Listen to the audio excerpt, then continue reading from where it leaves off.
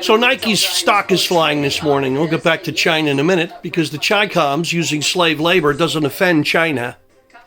Yeah, but we got to listen to these insufferable car commercials now that are telling us about empathy and sympathy and empathy and sympathy. All these black athletes that want to burn the country down, telling us about empathy and sympathy. I have empathy, I have sympathy, right?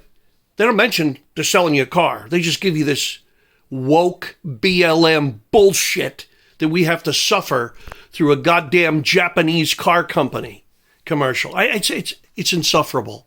It's utterly insufferable. Then forget about all the degenerate commercials where everybody can do anybody under anything, but they got a rainbow flag and that makes that all good. Here we go. 4 million people. This bill would direct President Biden to use several tools, including freezing Chinese assets, sure, that'll happen, sanctions and travel restrictions, and establishing a fund to compensate America. There we go. That's why Nike stock is up, because Americans give a shit. And Wagner joins me right now with this bill. Congressman, it's great to see you this morning. You introduced this legislation. Walk us through it.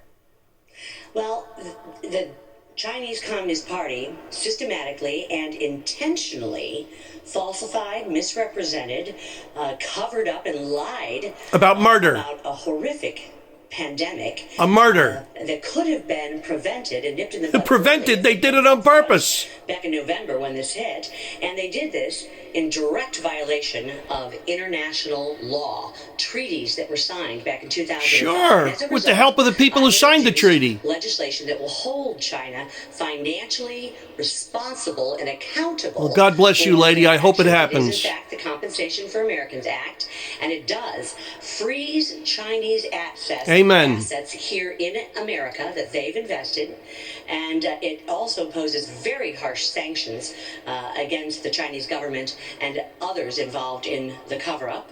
And as a result, the hope is to set up a compensation package, bring them to the negotiating table. We freeze. So I guess Trump was right.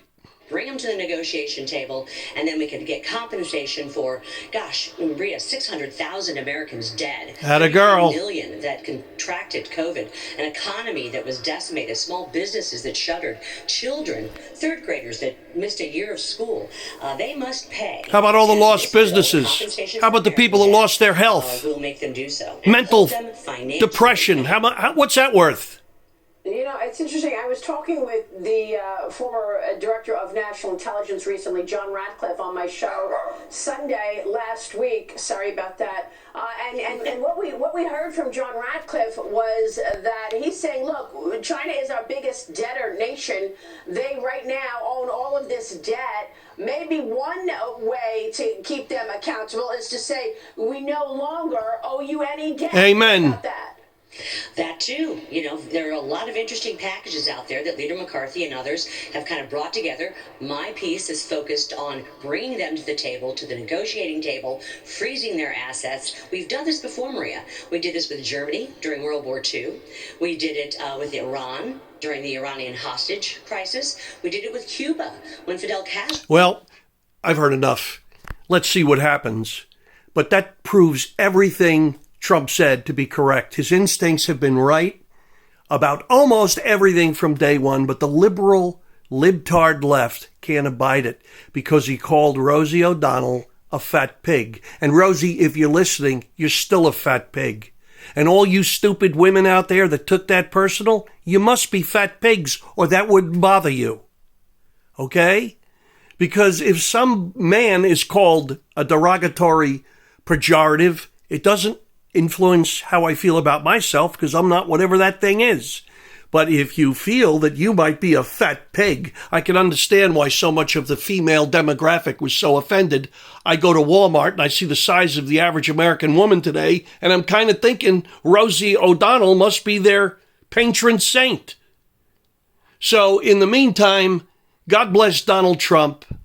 Goddamn communist China to hell where they belong. And every scumbag American who buys Nikes or anything that comes out of that crap hole.